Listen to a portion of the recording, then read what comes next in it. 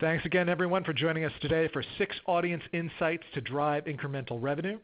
Today we'll be outlining the 6 insights that every publisher and membership business should master to maximize potential revenue, including a decline in subscription usage, missed upsell opportunities, missed cross-sell opportunities, missed event registrations, advertiser audience demographics, content usage, personalization potential. Our speakers today include John Roney of Advanced Insight 360, Jonathan Ray, Vice President of Digital at Access Intelligence, and Kevin Rehberg, Director of Client Development for the Alliance for Audited Media. As mentioned, all lines are muted, but you can submit your questions at any time under the Questions tab in the lower left-hand corner of your screen. With that, I'll turn it over to John. Thank you very much, Matt. If you could just go to the next slide, where I've listed the agenda. Matt already laid out the 6 audience insights we're going to cover. Just as an agenda point, though, in discussing this with various people and customers over the years, I've found that talking about where the data comes from first might give you a perspective. So I'm going to go through that and talk about how data powers insight.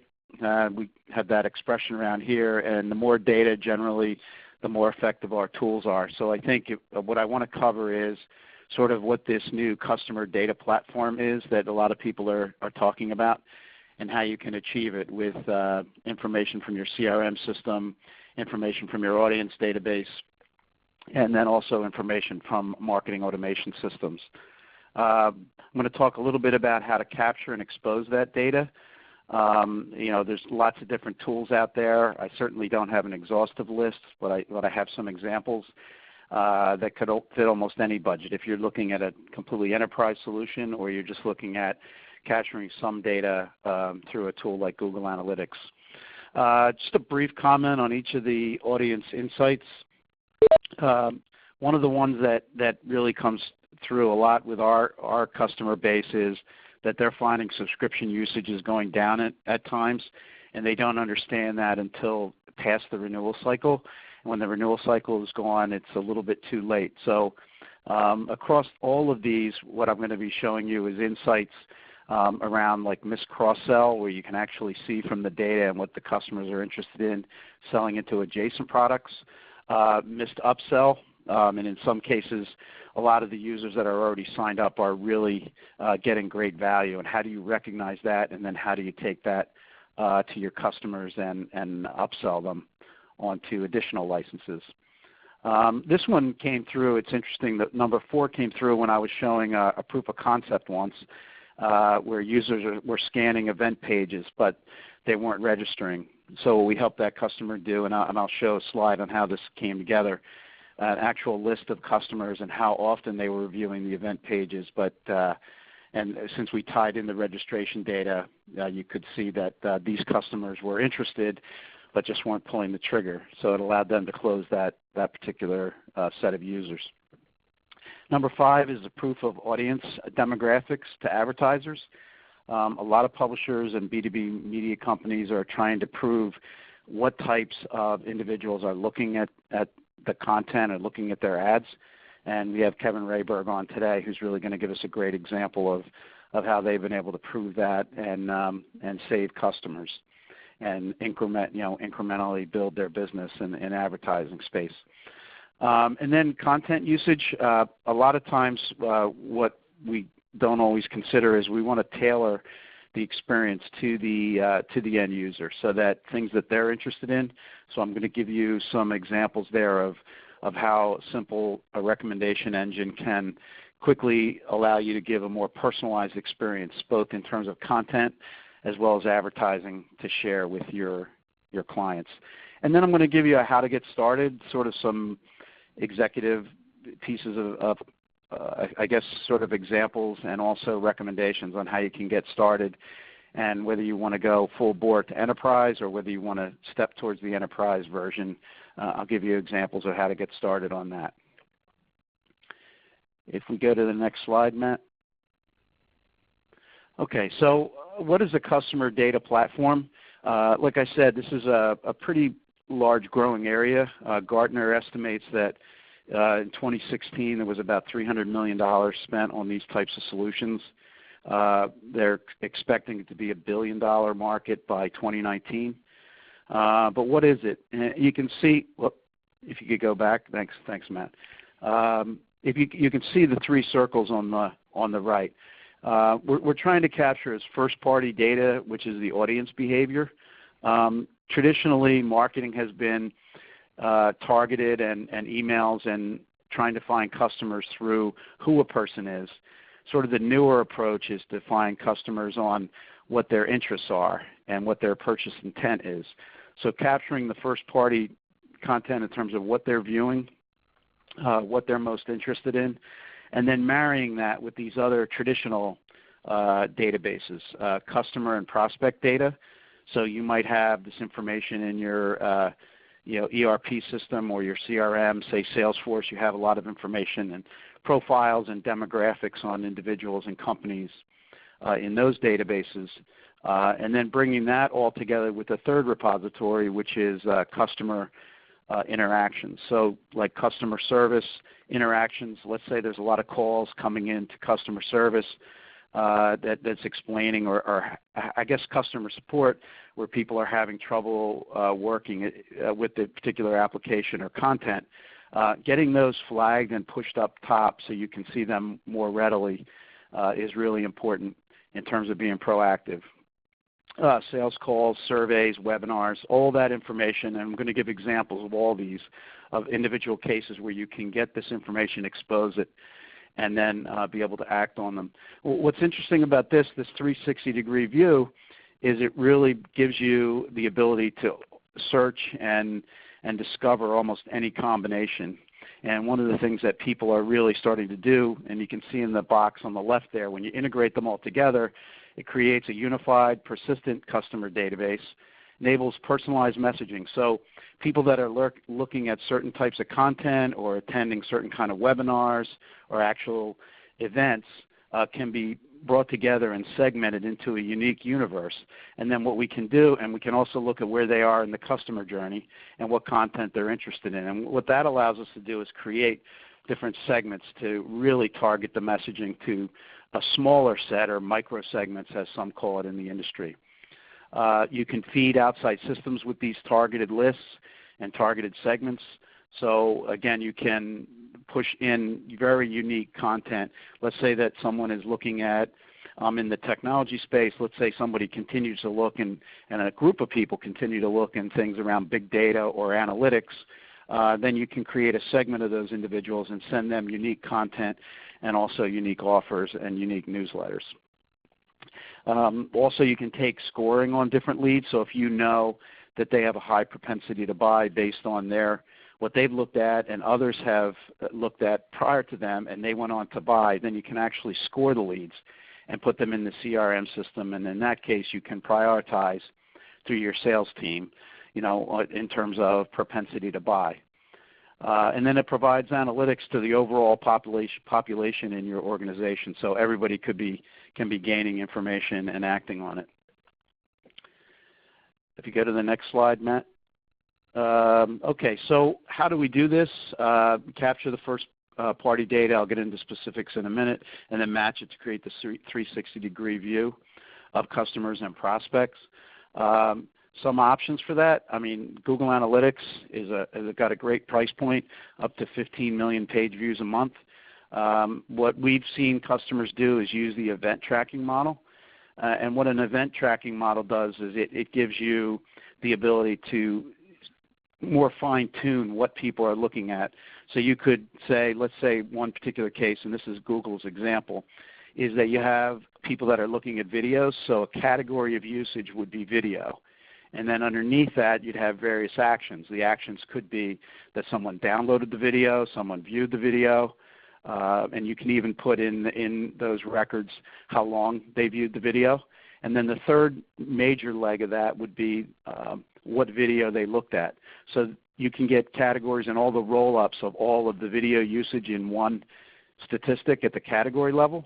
And the other two levels are really important as well, because then you can see how many videos were actually looked at to the label level, and then the actions would tell you how the customer interacted with that content. This gives you certainly a much deeper level of understanding of how the users are interacting with the content. We've also seen it used a lot to lay out the topics in which people are looking at.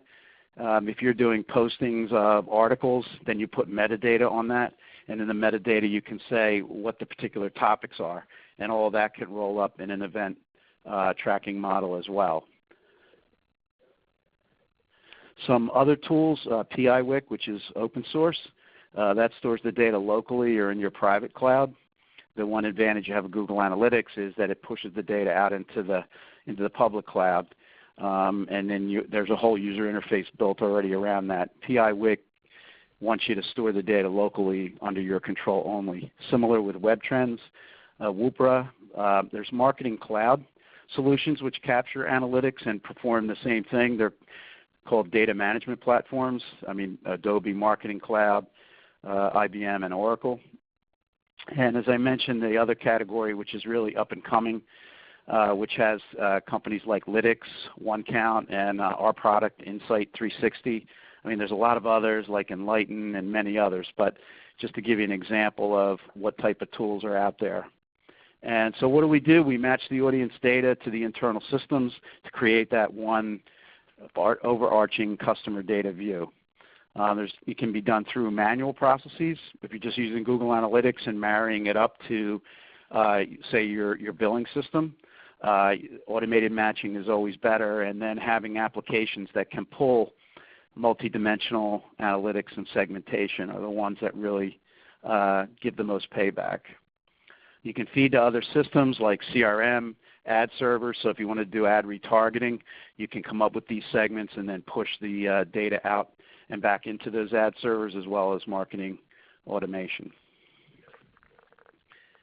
Matt, if you could go to the next slide. So with that sort of as an overview, let me get into the specifics of the six key insights. The first one is a decline in subscription usage. This is an actual customer example. The names have been changed to protect the innocent. And there were a lot more users here than what we're showing in this example. But to illustrate it, this particular customer had X number of users, and some were somewhat declining, others were rapidly declining, and others were sort of just drifting at very low level of usage. So in this particular case, you can identify at an individual level who was looking at. So this would apply to companies that can actually have a named set of users. If you have a company license or a site license, you can do this slightly differently. You can look at it in terms of IP authentication and who is actually looking at the content at a company level, and you can look at the trends that way. In this particular case, as I said, the insight learned is subscriber usage drops or is very low. What do customers do with that? They proactively discover what happened. In many cases, what they find is that the customer or the particular user has left the company. Maybe there's just some training required, or maybe they need to reinforce the value proposition. And this is, for a lot of my customers, has really saved them particular revenue long before the renewal date. And that's the important thing, is it allows you to be proactive. Our tool and others also have an alerting capability, so you don't have to continually pour through dashboards and charts, which can be effective if you're managing specific accounts. But we also have an alert function which then tells you if usage drops X%, so that you get an email and you can act on it right away with your customer. Next slide, Matt. So the decline in usage, what I call unhappy customers, just a chart over here that looking at particular companies and looking at their average satisfaction score. You can see some of them are doing really well here and others not so much. And what I like to call these are the leading indicators. So the customer shows sign of dissatisfaction. Either the survey results are not good, or they're making multiple calls to support, which you can get out of your CRM system. Again, keep in mind this 360-degree view. So we want to look at what's happening with the audience in terms of what they're looking at and how often they're using our services. But we also want to look at situations that are sort of outside the audience database that show us that this particular audience is not happy in one way or another. And then, of course, again, being proactive, discovering the reason for that leading indicator. Like, for example, that second company there, you really need to reach out to them. Their score's lower than 1, so there's some very unhappy people there. What are the problems? And again, be proactive instead of waiting to send them a renewal notice and have them cancel. And then, again, the result is the revenue saved long before the contract end date. Next slide, please. This is more blocking and tackling, and all of us deal with this that are in subscription businesses. But it's important to review here, just so we talk through it, is declining in the contract-based or auto renewal rate. So what we're trying to do there is make sure that our sales teams are proactively getting the job done and covering the territory. I've worked in quite a few subscription businesses over the years, and I've really found that a lot of them didn't have the best practices in terms of making sure they go through burn down charts. And the action here is, like I said, blocking and tackling, but defining the least cost method for the early renewals, whether that's through email, and then having that move to other channels as timing and other considerations come into play. And then having the right renewal team management analytics to find the channels, utilize all the channels, but then find out where the gaps are. This particular example I have at the top is showing that there's a lot of work to be done in that middle time period, that middle month. And then so finding out which one of those are the customers, maybe a sales rep hasn't been performing quite as well as they should have, and we need to take proactive action on that. Next slide, please. Okay, this is also an example of that original company that I showed you with those particular users, and this is an actual result. So they started taking action at the beginning of and towards the end of Q3, and they were able to turn that around and have significant improvement in terms of the renewals. Again, we're really not just trying to show examples. This is more of just an illustration of how to look at this. In some cases, you want to look at it in aggregate if there's many, many users, like thousands of users. But this is the basic idea, is to get in front of this audience data right away and be able to act on it. Next slide, please. Okay, this is an example of a missed cross-sell. In a lot of our B2B media customers, what they have are different content sets or categories of content or topical content. In other cases, they just have metadata on what the topical information is in each article. So although a customer base may be subscribing to one publication or one website or one content set, they can consume content across a slew of others that might be an opportunity to cross-sell them. So here's an example of an individual on the left who is primarily only focused on productivity articles because that's the content set they're buying, but they're out there all the time in technology news and many of the others that we have adjacent products in. So the basic idea is to understand this and to sell that person the adjacent offering, whereas the customer on the right, the user on the right, only is pretty much in their swim lane, and they're basically just consuming the content that relates to what they're interested in, and that's what they're buying, and they're not a great cross-sell opportunity. But to see things like this visually really helps a lot of customers figure out how they can do effective cross-selling. Next slide, please.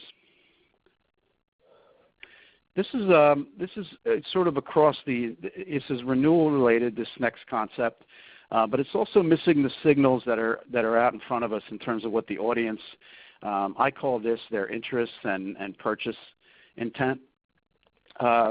Things across the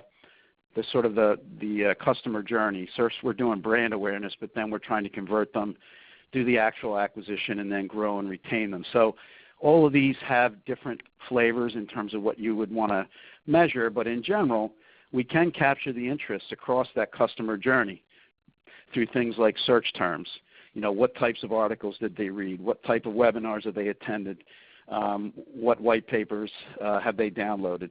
And all of these, again, if you can measure it at a topical level, you can get a sense of how many things they've interacted with us on, what they've interacted with us on, and in terms of what category of content. And then you can reach out to those customers through another pretty big buzzword now, account-based marketing techniques. You can create focus segments with people that have this similar behavior. You can send tailored and targeted messaging to them. And you can come up with new content based on what you discover in terms of the customer journey.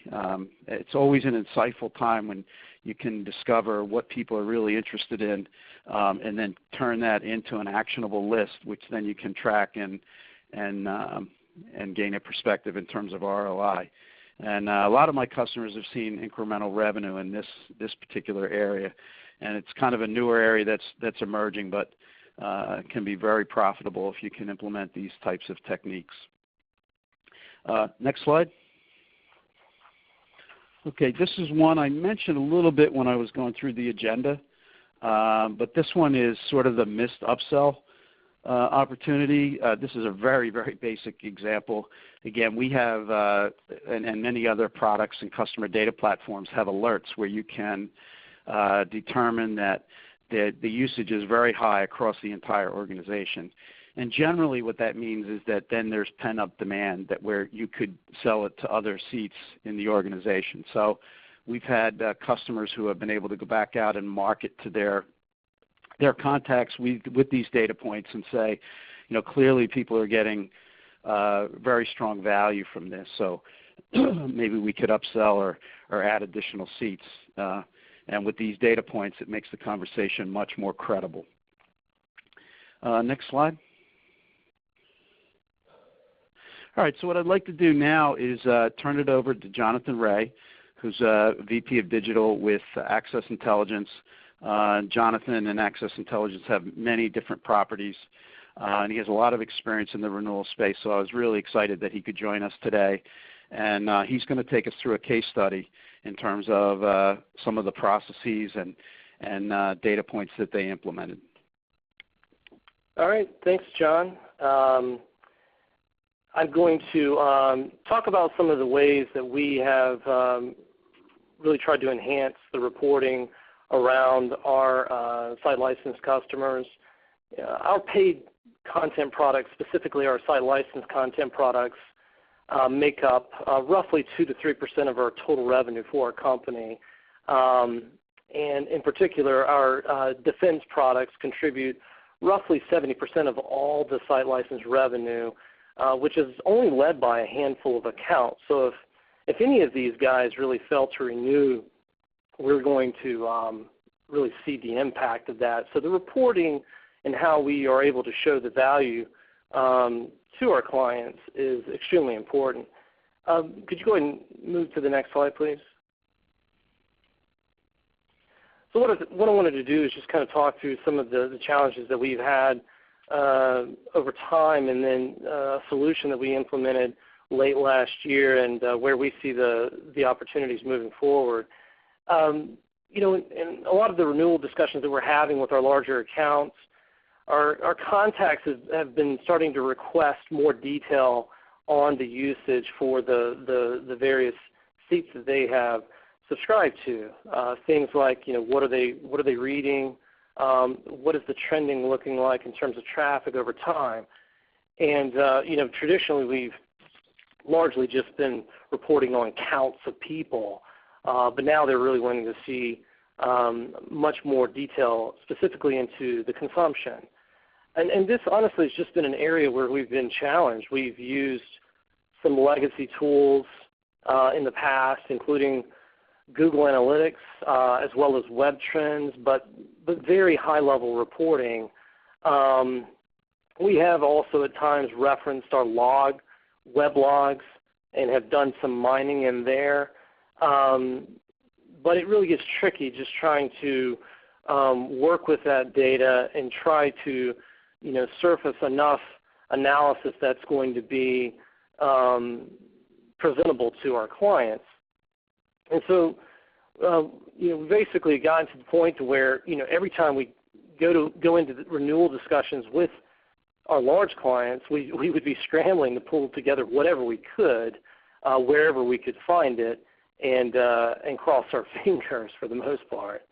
Late last year, we got to a point where we lost one of our significant clients and just realized that we need to get a better handle of the consumption, the usage of our paid content by our site licensed clients. So we started to put together a strategy for precisely what we needed to do, the steps we needed to take, and then ultimately a solution that we could rely on in order to provide this important data to our customers. And so the first thing that we did was we standardized the tracking across all of our paid content websites, and we're very deliberate in the different types of metrics that we wanted to track or to report on. And some of these include, some of the common things like counting unique users, higher level metrics like how much content is being consumed, average time on site.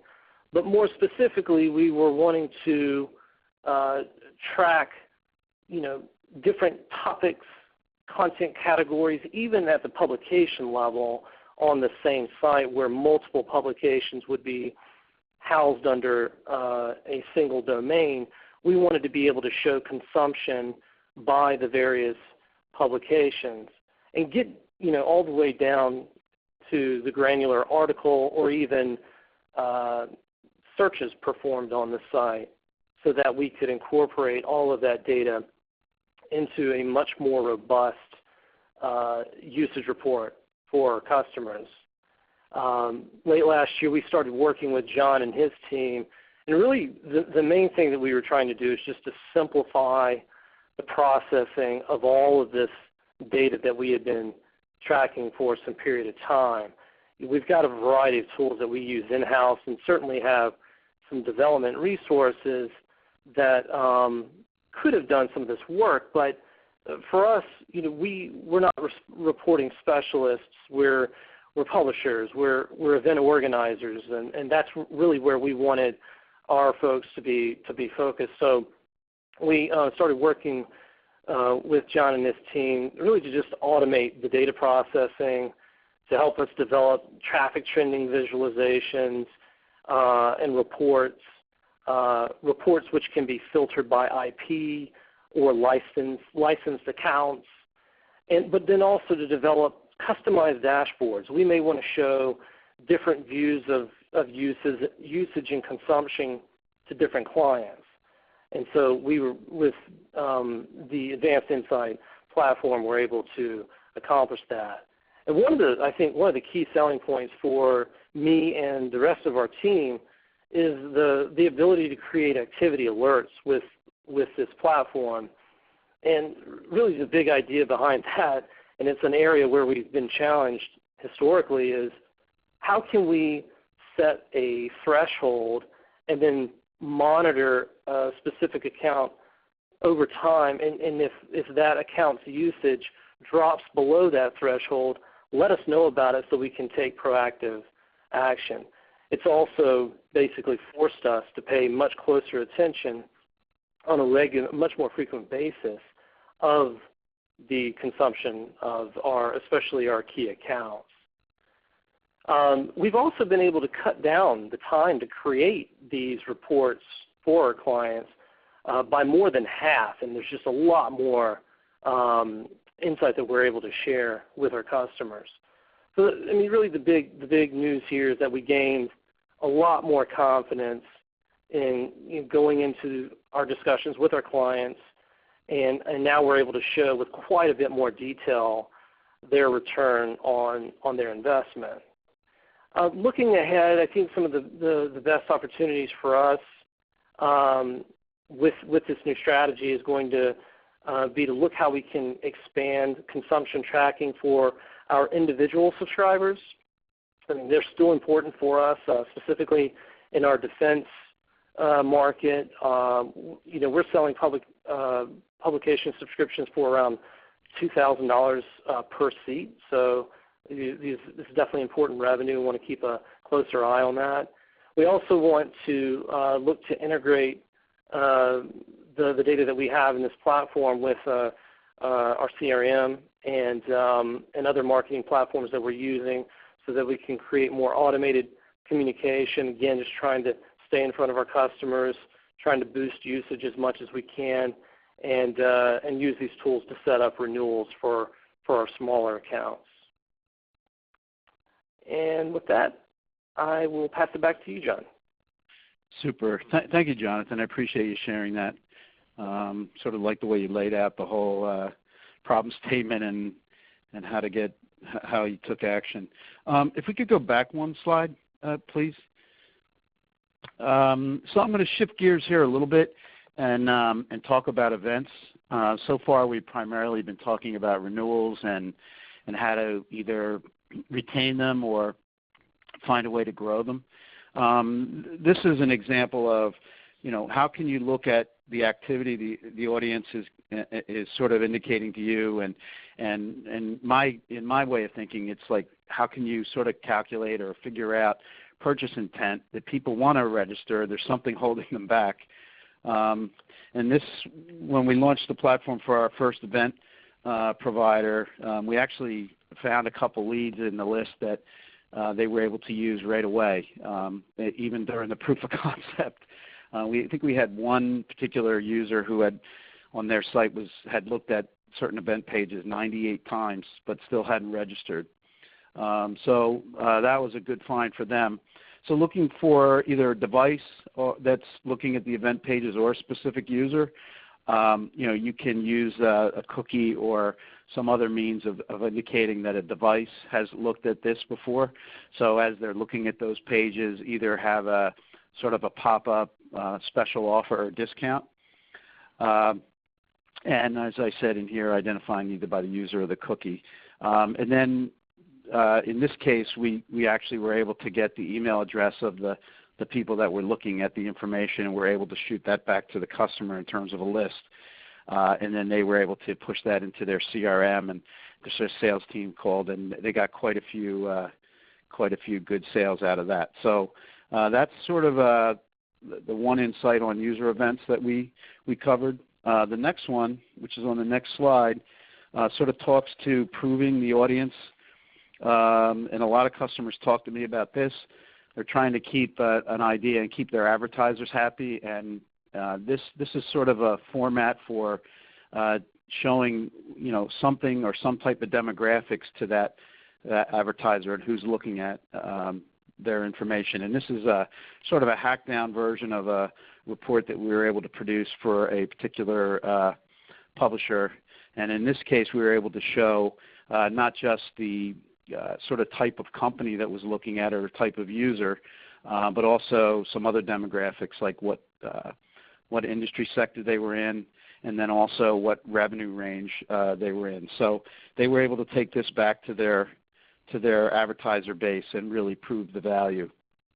The other thing that I'll talk a little bit about when we get into the recommendation engine, where you can look at these type of insights. But once you know that a particular user is interested in a specific topic or a specific ad, trying to play those out more to those individuals is really an effective use of your web real estate or mobile real estate for targeting the ads and getting more click-throughs.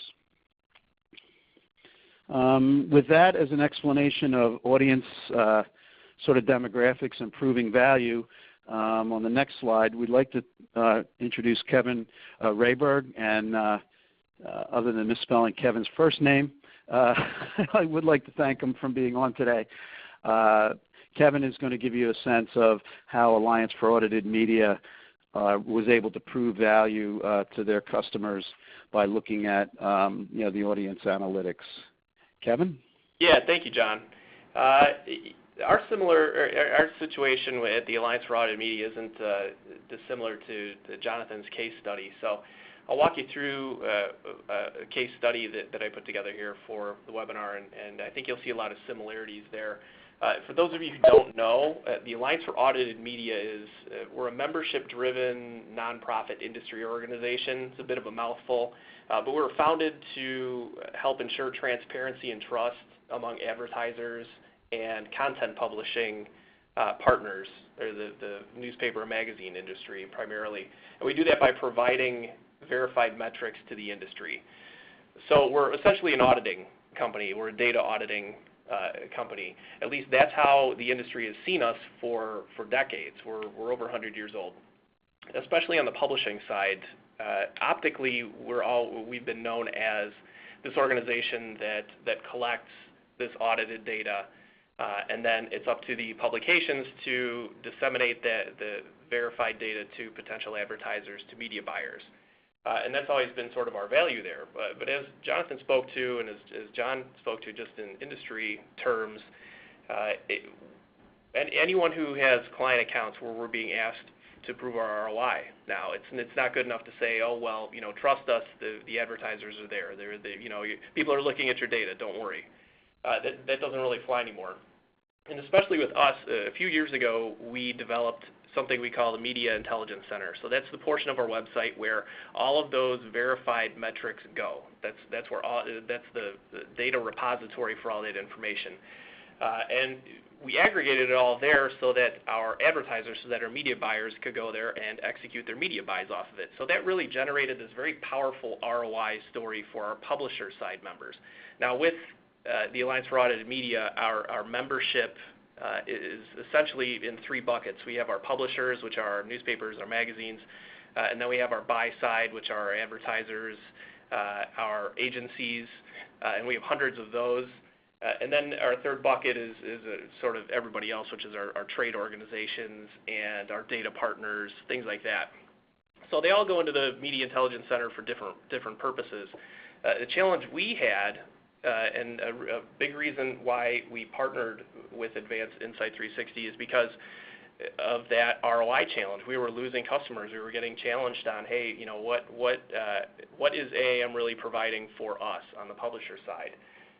So when we partnered with Advanced Insight 360, we had them funnel our Google Analytics through the Insight tool so that we could start taking a look at that usage, specifically the buy-side usage, the media buyers. What are they doing in the Media Intelligence Center? Because that really proves the value to our publisher side members. And that's the chart that you see here kind of speaks to that. So this is a perfect example of how this has been an extremely valuable tool to us. I was at a conference a couple weeks ago speaking to one of our clients, as it turned out, and she just mentioned offhanded, oh, that reminds me, it's time for us to file our data with you again. Oh, and I also wanted to talk to our publisher and talk to them about, what are we really getting out of AAM? Which is really, as you know, on the sales side, that's the precursor to an account review. That's the precursor to potentially losing a client. So right away, feelers went up. As soon as I got back into the office, looked up their data, looked up their usage for this particular client, looked up the buy-side usage specifically to see, what type of data story do they have? Who's looking at their data in the Media Intelligence Center? Because that's really what I want to show them as their ROI. That's what I want to show them as their value. Unfortunately for us, this is a pretty small market newspaper in this example. In fact, I believe it's barely in the top 200 DMAs in the United States. So it's not a major metropolitan type area here. But we took a look at the data, and their data overall is being accessed by a tremendous amount of media buyers. 402 events, 402 different times that media buyers looked up their data in our Media Intelligence Center in the past 2 years. For a publisher of that size, that's barely in the top 200, to have access to 200 leads, 200 potential media buys a year at the national and regional advertiser level, that's tremendous exposure for them. And with the help of John's tool, with the help of Advanced Insight 360, you're able to take that information from our Media Intelligence Center, put it right into a graph, plain as day, show it to them, get them excited about our membership again, as opposed to being challenged. Have them asking, okay, well, how can we increase our exposure even more from here? Or how can we invest even more money? So With this particular slide, it really explained and demonstrated the analytics to the client. It demonstrated that ROI, and it offered some assurance of what the relationship it had to offer for them.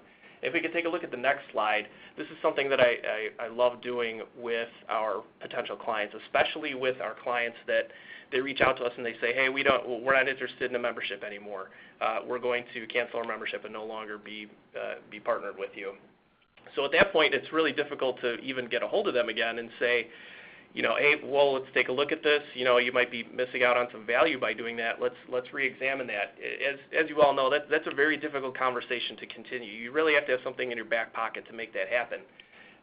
So what I started doing with the Advanced Insight 360 data is essentially building top 10 lists, top 20 lists of, on the publisher side, who's looking at your data. So I could kind of have that opener, that BuzzFeed type of clickbait, pick up the phone and say, hey, I was taking a look at your data and I know you're considering resignation, but, just as we'll discuss, your resignation options, but we're also going to, I think it's sort of a parting gift to you. You can take a look at who's been accessing your data. That majority of the time gets a call back almost immediately because they want to know who's been spending money with us that we're not aware of. How have they been using your channel, AAM's channels, to spend money with us? So that gets that foot in the door for me to start the conversation and really drive home the ROI value. So in this particular case, I'm able to take a look at their top 10 list there and say, okay, your number one user is yourself, of course, as it should be. You want that internal usage. You want to make sure that you're utilizing it. But then take a look at the next 6 users of your data. They're all media buyers. They're buy side. They're people looking to spend money with you. It's a very compelling story, and it's one that has, on more than one occasion already, and this is something that we've only been really doing for the past year, I'd say, maybe even 8 months, where we've had this sort of down in our pitch. It's turned, even last week with another member, it turned a resignation discussion or an account review, it turned it into an upsell.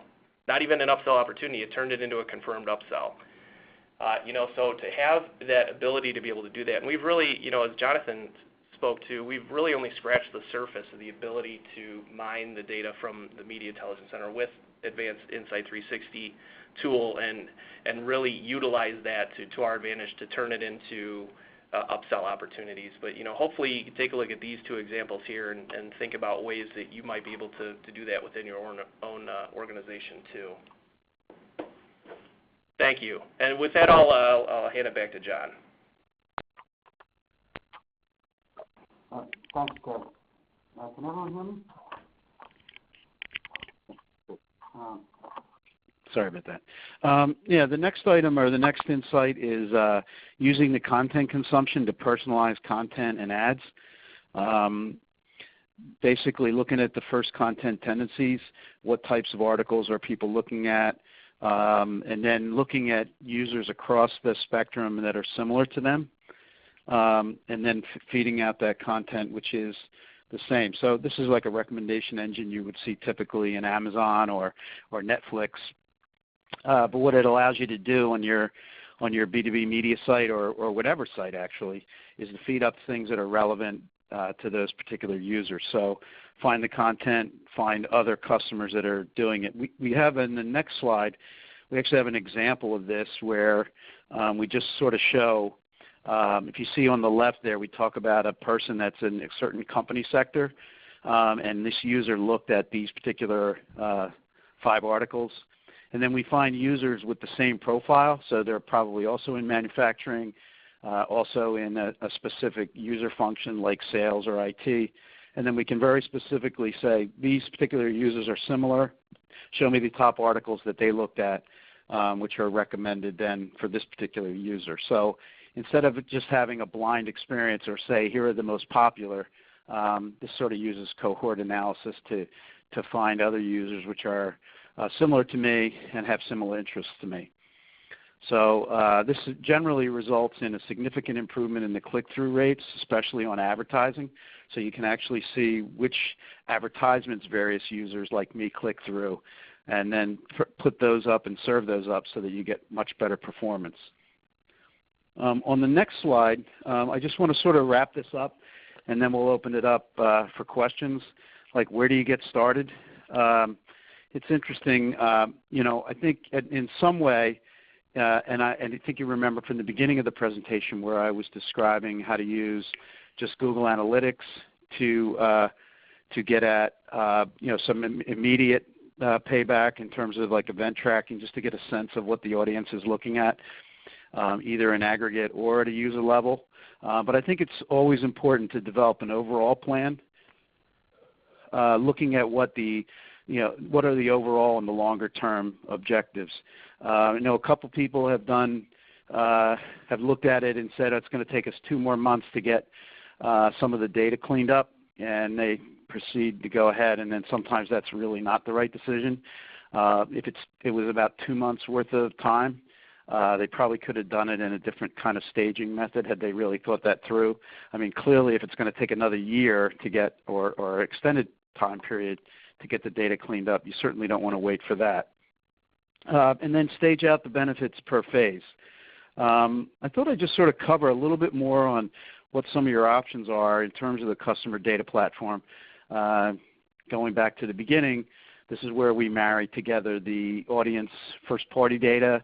We marry together the ERP, CRM type data, as well as other interactions, for example, like marketing automation or sales calls, and bring that all into one platform. So that provides like that data access. So some customer data platforms provide all of that function together. Well, that by definition, that is a customer data platform.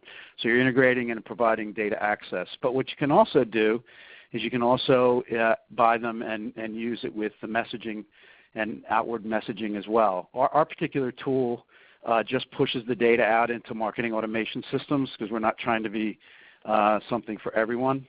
And in other cases, you can have the messaging and or analytics. So it actually gives you detailed analytics. And this our platform does do. And you could see a little bit from Kevin and Jonathan's presentation. There were a couple of slides in there. And you could see from all the other examples that I provided, you can get some pretty decent analytics in terms of not just who's using what, but then you can actually look at the performance. When you bring the data back in from marketing automation or sales, you can actually do an end-to-end set of analytics in terms of how the program was successful or not. I think it's important, though, to talk about point solutions that are based on the audience data only. Again, Google Analytics or other tool that I mentioned, that will help you in some ways track renewal revenue metrics. It's difficult to do that with strictly Google Analytics out of the box. You kind of have to use the event tracking model and marry that into some other things to be most effective. But you can certainly do that on renewal metrics. You can capture stats for proving the value, so advertising and anything you know about your customer. Another example of this is using the Facebook API to look at the demographics of the audience and the people that not only saw the impression but also click through. Developing messaging based on the interest and intent. Outbounding or exporting lists and then pushing that into your marketing automation system and having specific content and emails and newsletters targeted at different individuals. And the last one, as I mentioned before, is provide that personalized experience. So people are seeing content and ads that relate to what they're interested in. So with that, I'd like to open it up for questions. If we go to the last slide. Matt. Thanks, John. Folks, we are going to open it up for Q&A right now. You can submit your questions by typing them in under the Questions tab, which is in the lower left-hand side of your screen. While we're waiting for questions to queue up, I've got a few for our speakers. John, I'm going to direct this to you, but certainly welcome Jonathan and Kevin to weigh on this as well. But what is the minimum amount of data and technology that a media information company really needs to get started and actually get something valuable from this process? Well, again, I think the minimum really, which is the minimum investment, would be using Google Analytics. It's a cloud-based system. You have certain tagging that's required in terms of how you You can push out event tags versus traditional tags. The new tag manager also is a very effective way to put additional information in the tags so that you can get a better understanding of what the people are looking at from a topical level. And since it's cloud-based, it's just a matter of putting tags on your site, either through WordPress has plugins for this, as well as Drupal and any of the other popular CMS solutions. All right, good. Question for Jonathan. Jonathan, can you talk a little bit about how your paying customers are different than the ones who use your free site content? Sure. Our free site content, is out there on a lot of our sites, really just trying to attract kind of top of funnel type marketing, trying to attract new subscribers. And it can be, a lengthy process, as many of us know, especially with a high-priced content product to get them to convert. So we try to nurture them over a period of time, and then occasionally starting trial series to get them to come around. But ultimately, as a paying customer, you would have access to our entire archive, and we are also able to track them uniquely, as well as their consumption habits.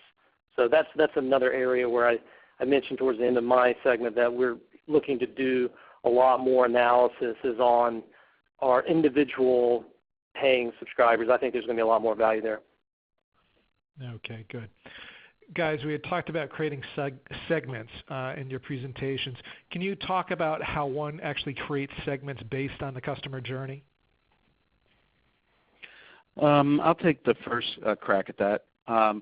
So inside the tool, if you're tracking, let's say that you're looking at, there's a slide on this that worked pretty well, but let's say that you saw people that were looking at webinars and white papers and so on. If you can cut Google Analytics or tags in a platform like ours with the certain topics in them, then you can actually get an aggregate count.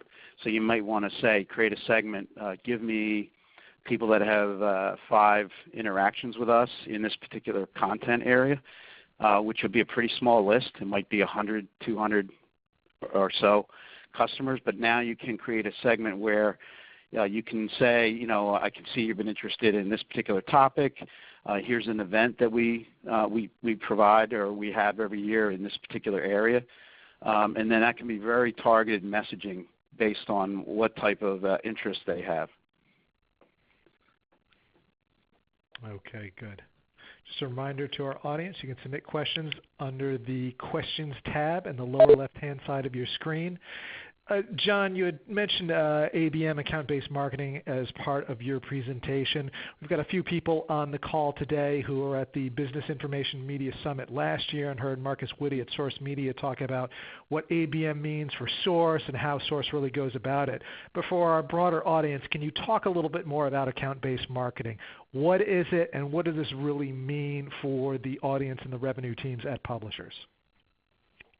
Account-based marketing is sort of trying to make it, the segment examples I gave were pretty relevant in this regard, in that, you want, and I'll speak a minute to what Source is doing because they're doing some interesting things there.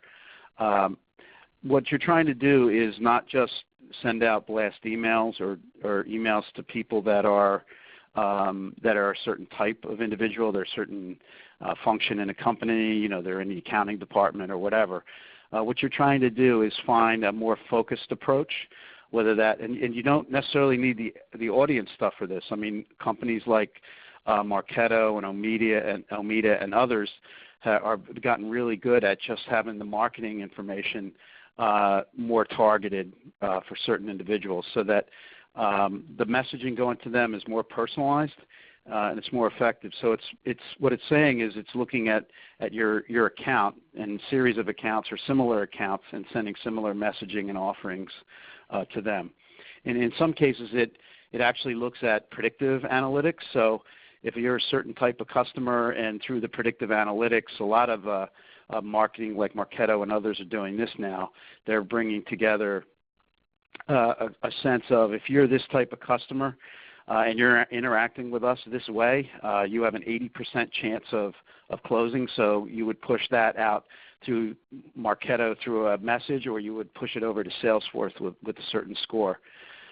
Source Media is using it in an interesting way in that they're capturing their audience and they're selling that audience information and targets to non-traditional types of sales of organizations like manufacturers and stuff. So they're using it at an aggregate level with all their content and all their audience, and they're using account-based marketing to provide advertising leads and others. And in some cases, the leads, if you're trying to get people to come to an event for a one-on-one conversation, you might get it down to 10 leads. And in many ways, 10 leads that are very targeted are much more valuable than 1,000 leads.